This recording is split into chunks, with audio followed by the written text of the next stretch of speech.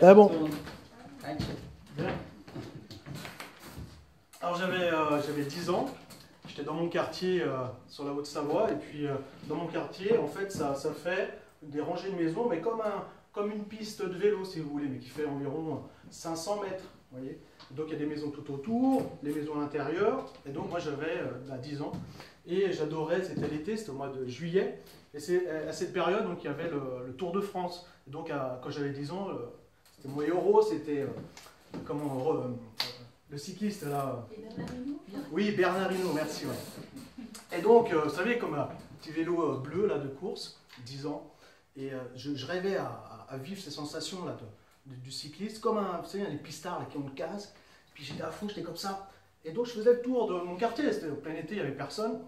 Je tournais, puis je me répétais dans la tête, vas-y Hervé, t'es Bernard Hinault, vas-y, encore. Ah, puis j'avais une montre, puis à chaque tour je regardais encore, plus vite. Puis à un moment donné, je dis, mais vas-y. Puis comme les cyclistes, qu'est-ce qu'ils font? Et vu qu'ils ont que la piste pour eux, hein, la route pour eux, ben les virages, ils les prennent à gauche. Et moi j'étais là, vas-y Hervé, à moi, je prends le virage, et là, la voiture. Une voiture qui arrive en face, j'évite, et là, trottoir. Bam! Le pneu enfoncé dans le trottoir, et là, mes chers amis, je vole. I believe I can fly, comme ça. Je me revois encore au ralenti, vous savez. Et sauf que, un mètre plus loin, un rebord, un muret. Mais pas le muret, toi tranquille, tout cool, là, non. C'est le voisin. Pour se protéger, en plus ça ne sert à rien, si vous voulez, maintenant il faut des barrières jusque là. Et là, le muret qui a 1 mètre de haut, qu'est-ce qu'il avait fait? Quand il a fait le muret, il a cassé des tessons de bouteilles. Et là, je me suis dit, je commence à redescendre, je dis, non, c'est bon, je vais m'empaler là-dessus. Qu'est-ce que tu fais quand tu redescends? Tu ne peux pas éviter. Hein. Et là, blam, sur le ventre, empalé, sur les tessons de bouteilles, le vélo en vrac, la roue à l'équerre, comme ça, hein.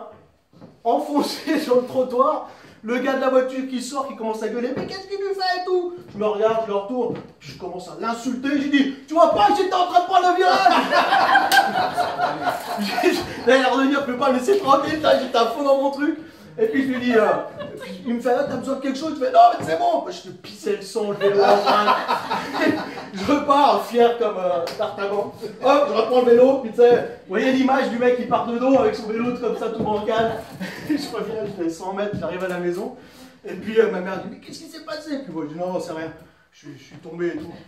Donc, la prochaine fois que vous voulez vous prendre pour une star, quand vous arrivez devant un conflit et que vous vous plantez, vous vous ramassez, 2 choses à retenir. D'une part, préparez-vous. Et c'est pas parce que vous vous plantez, il ne faut pas continuer à rêver. Donc préparation et puis continuez vos rêves. Hein. Ouais, bravo.